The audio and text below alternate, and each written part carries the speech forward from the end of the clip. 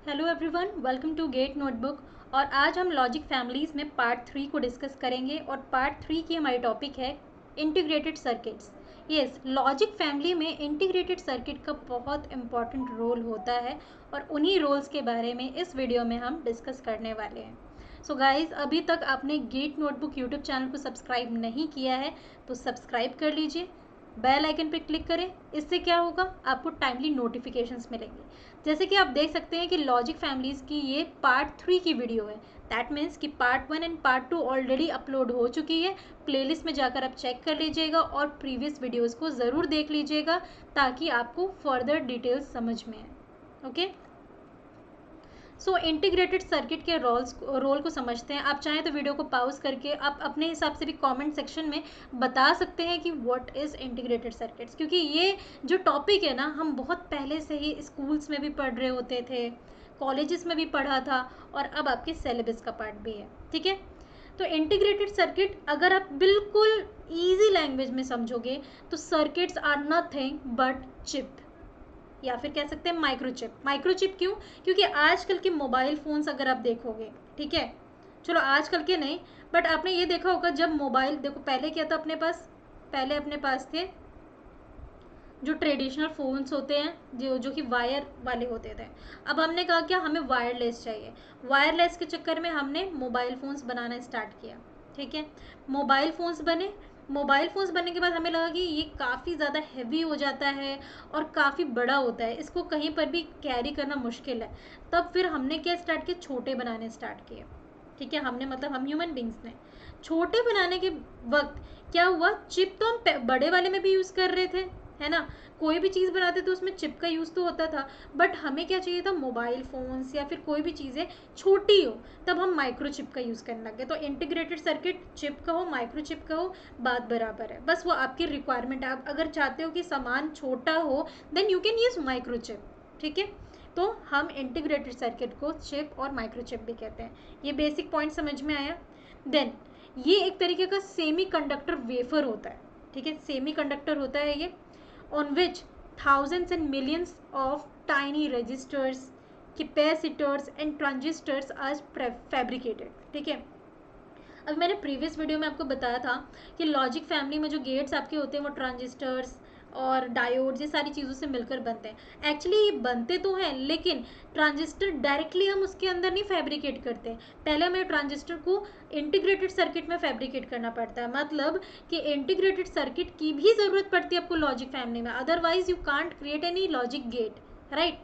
तो आपको अगर ट्रांजिस्टर यूज़ करना है, कैपेसिटर यूज़ करना है, रजिस्टर यूज़ करना है, कुछ भी यूज़ करना है, आपको सबसे पहले इन सभी चीज़ों को इंटीग्रेटेड सर्किट पे डालना होगा, फैब्रिकेट करना पड़ेगा। मतलब आपको अगर कुछ भी खाना है, पनीर खाना है, डोसा खाना है, समोसा खाना है, आप डायरेक्टली हाथ में लेकर तो खाओगे नहीं, आपको उसके लिए एक प्लेट चाहिए होगी। तो समझ लीजिए कि लॉजिक गेट को क्रिएट करने के लिए आपको एक प्लेट की ज़रूरत है। वो प्लेट का काम यहाँ पे कौन कर रहा है, इंटीग्रेटेड सर्किट कर रहा है। उसी के अंदर आप सारी चीज़ों को सजाते हो एज पर योर रिक्वायरमेंट, और it is nothing but a semi conductor wafer. So आपने यहाँ पर क्या क्या समझा, इंटीग्रेटेड सर्किट को अपन चिप भी कह सकते हैं, माइक्रो चिप भी कह सकते हैं, सेमी कंडक्टर वेफर भी कह सकते हो, और रीजंस भी आपको समझ में आ गए होंगे। वीडियो पसंद आ रहा है तो लाइक करना मत भूलिएगा। ओके, लाइक करके ज़रूर बताइएगा। आगे बढ़ते हैं।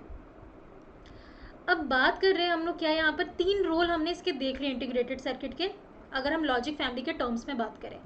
अब इसकी फंक्शनिंग की बात करते हो तो ये एम्पलीफायर की तरह भी फंक्शन करता है, ऑसिलेटर की तरह भी फंक्शन करता है, timer, counter, computer memory and micro processor, इन सभी की तरह ये एक्ट करता है। क्योंकि सभी में हम क्या यूज़ करते हैं, इंटीग्रेटेड सर्किट का यूज़ करते हैं। कुछ भी फंक्शनैलिटी चाहिए, you have to create a integrated circuit, जहाँ पर आपको सारी चीज़ें, जो भी चीज़ें मैंने अभी आपको बताई, ट्रांजिस्टर हो, डायोड हो, कैपेसिटर हो, everything fabricated over it, right.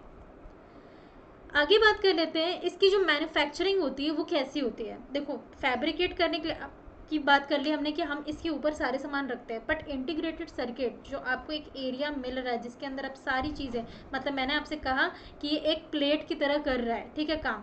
तो ये किन चीज़ों का बना होता है, तो ये सिलिकॉन मटेरियल का बना होता है। इंटीग्रेटेड सर्किट्स जो हैं वो मैन्युफैक्चर्ड होते हैं सिलिकॉन मटेरियल का यूज़ करके। ठीक है। It is mounted in a ceramic और प्लास्टिक कंटेनर, जिसको हम चिप कह रहे हैं।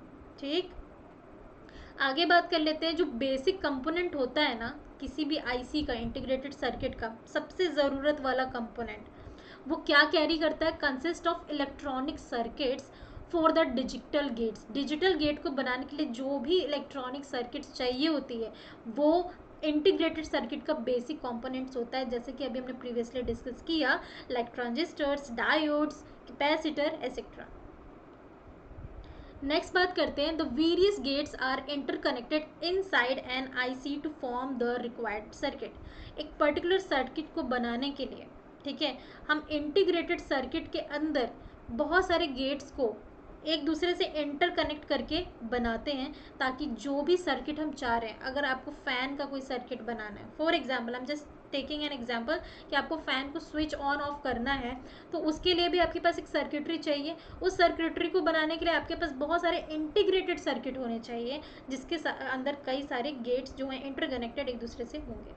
तो सर्किट अलग होते हैं, इंटीग्रेटेड सर्किट होता है अलग। इंटीग्रेटेड मतलब अलग अलग उन सभी को जोड़कर एक रिक्वायर्ड सर्किट को क्रिएट किया जाता है, राइट। अब बात करते हैं एडवांटेजेस की। अब क्योंकि हम इंटीग्रेटेड सर्किट की बात करें, इसके रोल्स के बारे में हमने इतनी बातें की, तो इसके फ़ायदे डेफिनेटली होंगे, तभी हम इसको यूज़ कर रहे हैं। तो यहाँ पे टोटल इसके 6 बेनिफिट्स हैं, एडवांटेजेस हैं, वो जान लेते हैं। कॉम्पैक्ट साइज, जैसे मैंने आपको बताया कि ये माइक्रो चिप होता है। माइक्रो मतलब छोटा, मतलब हम इसकी साइज़ की बात करें, इसका साइज़ वेरी स्मॉल होता है, that is why we are calling it as compact size. ठीक है, वेट इसका कम होता है, साइज़ कम होगा तो वेट ऑटोमेटिकली कम हो जाएगा। जब वेट कम हो रहा है तो इसकी पावर कंजप्शन, मतलब कम इलेक्ट्रिसिटी की रिक्वायरमेंट करता है ये। कॉस्ट कम हो जाता है, भरोसा ज़्यादा बढ़ जाता है, और ऑपरेट करने की स्पीड बढ़ जाती है। कैसे कैसे सब कुछ है, हर एक चीज़ मैं आपको पॉइंट टू पॉइंट रीज़न के साथ बताऊंगी। रटना आपको कुछ नहीं है यहाँ पर, हर एक चीज़ आपको पॉइंट से समझ में आएगा। ठीक है, पहले मैंने आपको क्या बताया? सबसे पहले बताया कि इसकी साइज़ क्या होती है? स्मॉल होती है, कॉम्पैक्ट होता है। ठीक है, साइज़ जब छोटा हो गया तो ऑटोमेटिकली क्या हो जाएगा? ऑटोमेटिकली इसकी जो पावर कंजप्शन है वो भी कम हो जाएगी। ठीक है, और साइज़ कम है इसलिए इसका जो वेट है वो भी कम हो जाएगा। ठीक है, वेट कम हुआ, ठीक है, पावर, साइज़ और वेट ये सब कुछ कम हो गया, साथ ही के साथ रेलिबिलिटी जो है वो बढ़ जाती है, मतलब भरोसा बढ़ जाता है। ठीक है, और साथ ही के साथ कॉस्ट इसका कम हो गया, रिड्यूस हो गया कॉस्ट भी। ठीक है, तो इतनी चीज़ें हमने देखा था, और ऑपरेटिंग स्पीड इसकी बढ़ जाती है। अब देखो वेरी स्मॉल क्यों है? क्योंकि जो भी डिस्क्रीट सर्किट्स होती है ना, अगर आपसे पूछा जाए कि किसका साइज कम होता है, इंटीग्रेटेड सर्किट का या डिस्क्रीट सर्किट का, तो आपको आंसर पता होगा इंटीग्रेटेड। इंटीग्रेटेड मतलब अभी मैंने आपको बताया अलग अलग बट कंबाइंड छोटी छोटी सर्किट्स मिलकर एक बड़ी रिक्वायर्ड सर्किट्स को बनाते हैं। तो छोटी छोटी वहीं पे बात हो रही है, तो डिस्क्रीट और इंटीग्रेटेड में छोटा कौन हुआ? Integrated circuit. ठीक है, नेक्स्ट आ जाते हैं वेट, क्योंकि वेट कम हो जा रहा है, इसका सर्किट छोटा है। As large number of components can be packed into a single chip, तो ऑटोमेटिकली वेट कम हो जाता है। क्यों वेट कम हो रहा है, बात को समझो। क्योंकि जो भी बड़े बड़े कंपोनेंट है, जो भी जितने, अगर मैं यहाँ पे उसके कैपेसिटी को नहीं बताई जा रही है, उसके काउंट को बताया जा रहा है। अगर मुझे 10 चीज़ों को, 10 कंपोनेंट को भी मुझे एक सिंगल चिप के अंदर पैक करना है, तो पैक करने से चीज़ें क्यों हो जाती है? कम हो जाती है। लाइक मान लो कि मैंने यहाँ पे 10 सामान ऐसे बिखेर के रखे हुए हैं, ठीक है, इस तरीके से मैंने बिखेर के रखे हुए हैं, और इन 10 सामान को अगर मैं एक डिब्बे में अच्छे से अरेंज करके रख दूँ, जिसको फैब्रिकेट कहते हैं, वैसे करके रख दूँ, तो डेफिनेटली उसका वेट भी कम हो जाएगा, साइज़ तो कम हो ही रहा है। तो वही सेम चीज़ यहाँ पर हुआ, इसीलिए इसका वेट भी कम हो जाता है।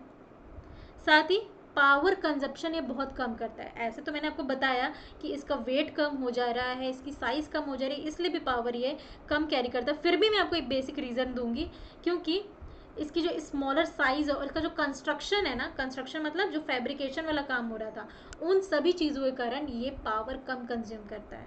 चीज़ें एक तरीके, मतलब देखो 10 चीज़ें हैं, बट उन 10 चीज़ों को अगर फैब्रिकेट किया जा रहा है बहुत ही अच्छी तरीके से, एक लॉजिकल वे में, तो ये क्या है, इसकी कंस्ट्रक्शन बेहतर हो जा रही है, और ऑटोमेटिकली पावर कम कंज्यूम करेगा। ठीक है, आगे इसका कॉस्ट कम क्यों होता है? डिस्क्रीट सर्किट से भी अगर हम कंपेयर करें तो इसका कॉस्ट बहुत कम होता है, डिस्क्रीट का ज़्यादा होता है if we compare to integrated circuit. Why? क्योंकि जो फैब्रिकेशन टेक्नोलॉजीज़ यूज़ किए जा रहे हैं, ठीक है, और जो यूजेज ऑफ मटीरियल है डिस्क्रीट के अंदर, डिस्क्रीट में हम ज़्यादा मटेरियल का यूज़ कर रहे थे as comparison to integrated circuit. Discrete circuit में मटेरियल ज़्यादा यूज़ हो रहा था, बट हमें इंटीग्रेटेड सर्किट में ज़्यादा मटेरियल की ज़रूरत नहीं है, और फैब्रिकेशन बिल्कुल टेक्नोलॉजिकल वे में, मैंने कहा ना, लॉजिक्स के हिसाब से किया गया है, तो इस कारण इसका कॉस्ट भी कम हो गया। जब सामान कम यूज़ हो रहा है तो कॉस्ट तो कम लगेगा ही। देन इंक्रीज्ड रेलेबिलिटी, भरोसा कैसे बढ़ गया? अगर मैं डिजिटल सर्किट से कंपेयर करूं तो इंटीग्रेटेड सर्किट का जो रेलेबिलिटी लेवल है वो बहुत ज़्यादा क्यों है?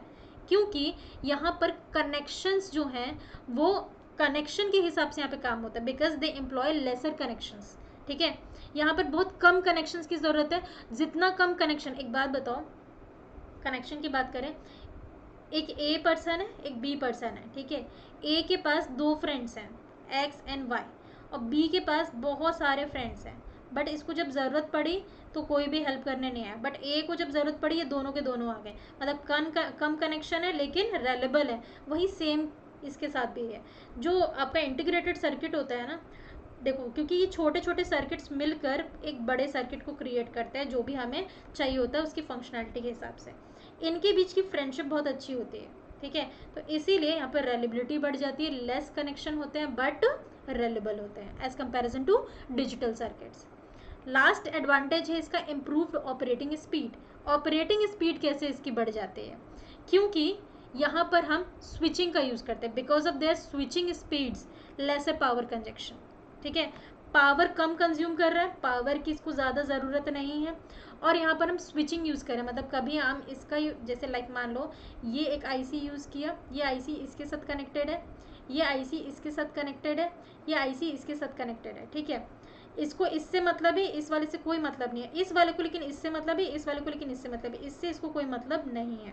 तो क्या हो गया यहाँ पर? रेलेबिलिटी बढ़ गई, इन दोनों के बीच में रिलेशन अच्छे चल रहे होता है ना, कम लोग हैं तो ज़्यादा रिलेशन अच्छा चलता है, ठीक है। तो इस तरीके से यहाँ पे चल रहा है, और ये स्विच में काम कर रहा है, पहले ये इसके साथ काम करेगा, इसका काम खत्म, अब ये इसके साथ करेगा, तो क्या हुआ? पावर कंजप्शन कम हुआ, स्विचिंग मेथड यूज़ हो रहा है, ऑटोमेटिकली ऑपरेटिंग बढ़ जाएगी, सब काम करने लगेंगे तो क्या होगा? कन्फ्यूजन हो जाएगा। But one by way one by way one by way ऐसे काम होता रहेगा तो क्या होगा? वो स्विचिंग कहलाएगा। स्पीड स्विच हो रहा है और पावर कम लग रहा है तो ऑटोमेटिकली ऑपरेटिंग स्पीड बढ़ जाती है। तो इस तरीके से इंटीग्रेटेड सर्किट काम करता है, और लॉजिक फैमिली में इसकी इस तरीके से यूजेज होती है। आगे बात कर लेते हैं, हर एक चीज़ के प्रॉस होते हैं तो कॉन्स भी होते हैं। डिसएडवांटेजेस की बात कर लेते हैं, तो अगर इंटीग्रेटेड सर्किट की बात करें तो लिमिटेड अमाउंट ऑफ पावर के लिए ही हम इसको यूज़ कर सकते हैं। पावर कम कंज्यूम करता है, लेकिन पावर यहाँ पर लिमिटेड अमाउंट में ही हैंडल किया जा सकता है। कुछ जो लिमिटेशंस है वो पावर को लेकर है यहाँ पर। यहाँ पर और क्या डिफ़िकल्टी होती है? To be achieved low temperature coefficient. यहाँ पे जो लो टेम्परेचर कोफिशिएंट आ जाता है उसको मैनेज करना बहुत मुश्किल हो जाता है, ठीक है। जो भी यहाँ पे कॉइल्स और इंडिकेटर्स यूज़ किए जाते हैं वो हम फैब्रिकेट कर ही नहीं सकते, कॉइल्स और इंडिकेटर्स को हम यहाँ पे फैब्रिकेट कर ही नहीं सकते हैं, तो इनका यूजेज यहाँ पर नहीं हो पा रहा है। Low noise and high voltage operations यहाँ पर ऑब्टेन नहीं हो पाता, मतलब नॉइस बहुत हाई हो जाती है और वोल्टेज का ऑपरेशन बहुत लो लेवल पे चलता है, मतलब अच्छे से काम नहीं हो पाता, ठीक है। तो ये सारे इसके यहाँ पर डिसएडवांटेजेस भी हैं। तो ये आपको मिल जाता है एक सिंगल रिवीजन पेजेस जहाँ पर मैंने सारी पॉइंट्स जितना कुछ आपको समझाया था विद रीज़न, क्योंकि बिना रीज़न के पढ़ोगे तो क्या होगा? कन्फ्यूजन, और विद रीज़न पढ़ोगे तो क्या होगा? मज़ा भी आएगा, कंसेप्ट क्लियर होगा और कम टाइम में ज़्यादा चीज़ें समझ में आएंगी। और ये सिंगल रिवीजन पेज आपको क्यों दिया जा रहा है? ताकि अभी जितना कुछ आपने पढ़ा उसको वापस आपको देखने की ज़रूरत नहीं। जब आप रिवाइज करोगे इसको, लाइक मान लो आज सैटरडे है, आज आपने पढ़ा, नेक्स्ट सैटरडे जस्ट आप सारे के सारे वीडियो को बढ़ा देना और लास्ट में एसआरपी वाले पेज पे आ जाना, पाउज करना, just go through this SRP. आपको सब कुछ विद इन 1 मिनट में रिकॉल हो जाएगा, आपको कुछ भी वापस से जाकर चेक करने की ज़रूरत नहीं है। 15 points in a single revision page, तो ये खासियत है एसआरपी की। Okay, so that's all in this video. Thank you, keep learning, keep practising.